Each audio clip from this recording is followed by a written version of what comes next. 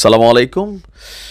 খুবই চাঞ্চল্যকর এবং ব্রেকিং একটা নিউজ। আমি জানি না যে এই খবর শুনে বিএনপি এবং জামাতের প্রতিক্রিয়াটা কি হবে। তবে কেউ কেউ বলছেন দেখেন যেটা ভালো মনে করেন।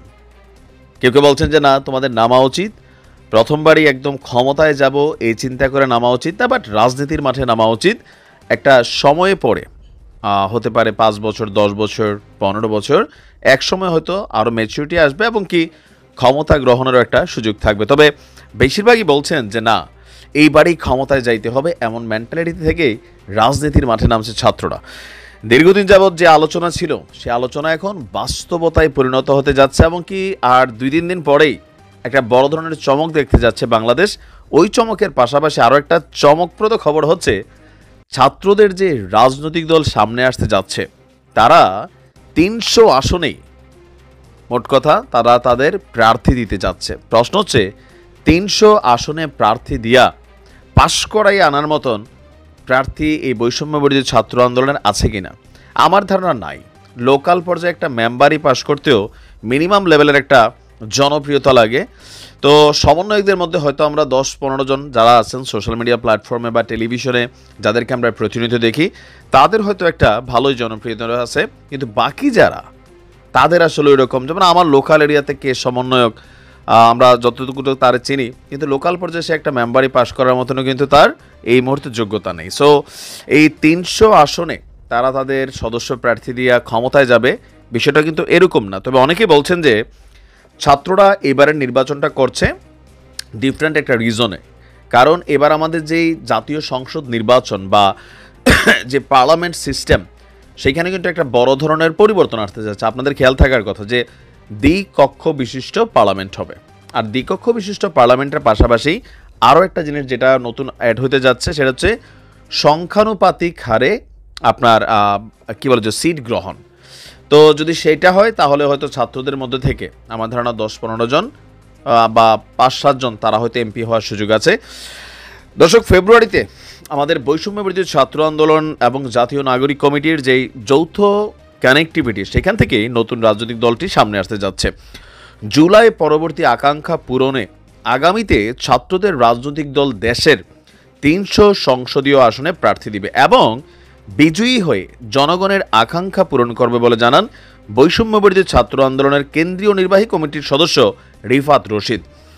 আপনার গতকালকে আপনার তেঁতুলঝাড়া ইউনিয়নের মোহাম্মদ আলী ইয়াকুব স্কুলের মাঠ প্রাঙ্গণে তাদের একটা মতবিনিময় সভা ছিল, সেইখানে তিনি তার এই বক্তব্য দিয়েছেন। তিনি বলছেন যে নতুন মুক্তি পাওয়া কোনো রাজনৈতিক দল যদি আওয়ামী লীগের মতন জনগণকে দমন পীড়ন করতে চায়, জনগণের আকাঙ্ক্ষাকে পূরণ না করে, তাহলে জনগণও তাদের প্রত্যাখ্যান করবে।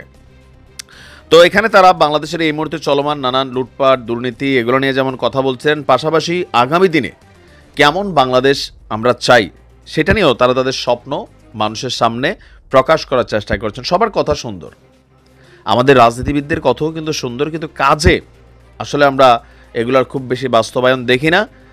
বেশিরভাগ সময় হচ্ছে যে আমরা ভাইবেন এই রাজনীতিবিদ মানে চাপাবাজ, তাদের কাজ হচ্ছে চাপা চোপা মারা।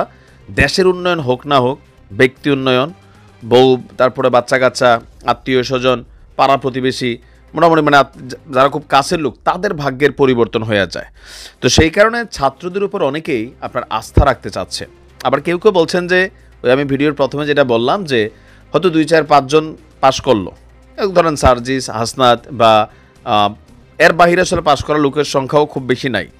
আর যেহেতু উপদেষ্টা পদে আমাদের ৩ জন ছেলে আছেন, তারা তো নির্বাচন করতে পারবে না। আবার এমনও হইতে পারে যে তারা উপদেষ্টা পদ থেকে পদত্যাগ করে ঠিক নির্বাচনের আগ মুহূর্তে তারা রাজনৈতিক দলের সাথে তাদের যে দল সেটার সাথে কানেক্ট হইতে পারেন। কিন্তু ক্ষমতায় যাওয়ার জন্য যেই ভোট দরকার, অথবা বাংলাদেশের কি বলা হয় যে মানুষের যেই বহুরঙ্গী রূপ, তো সেইখান থেকেও হয়তো আমরা একাংশ ছাত্রদের পিছনে দেখছি, জনসমর্থন দেখছি, তারা যেখানে যাচ্ছে একটা বড় ধরনের সমাবেশ হচ্ছে, কেউ হয়তো উৎসাহে দেখতে যাচ্ছে যার এটা সার্জিস, এটা হাসনাত নেই, আবার ধরেন এরকম নানান মানুষ থাকে, কিন্তু ভোটের মাঠে ভিতরে জয় বাংলা, বাংলাদেশ জিন্দাবাদ, নারায়ে তাকবীর, আল্লাহু আকবার, তারপরে হচ্ছে যে মানে যার যার যে দলীয় স্লোগান এটার একটা ঝড় উঠেই কিন্তু ব্যালটের মধ্যে আমরা সিল মারা শুরু করি, যেহেতু আবারও ব্যালটের ভোট আসতে যাচ্ছে।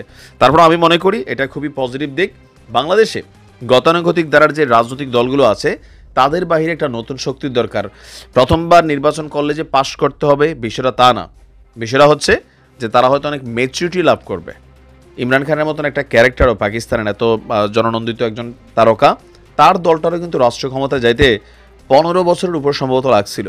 সো ছাত্ররা আজকে শুরু করুক, আজকে এই বীজটা তৈরি হলে দেখা গেছে 2, 4, 5 জন যদি পাশ করে দেন হয়তো একটা টার্ম পরে তারা আজকের দিনে আমরা যেমন দেখছি হয়তো আমরা ভবিষ্যতে আরও ভালো কিছু দেখতে পাবো।